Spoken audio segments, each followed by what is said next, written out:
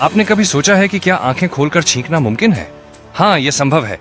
Texas A&M college of medicine के doctor David हस्टन कहते हैं कि ज्यादातर लोग छींकते वक्त अपने आप अपनी आंखें बंद कर लेते हैं।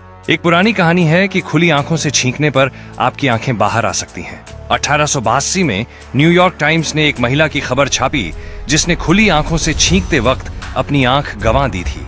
लेकिन डॉक्टर हस्टन इसे फार फेच्ड यानी बहुत अतिशयोक्ति मानते हैं। सच्चाई यह है कि छींकते वक्त आंखें बाहर नहीं आती, बल्कि ब्लड वेसल्स पर प्रेशर होता है।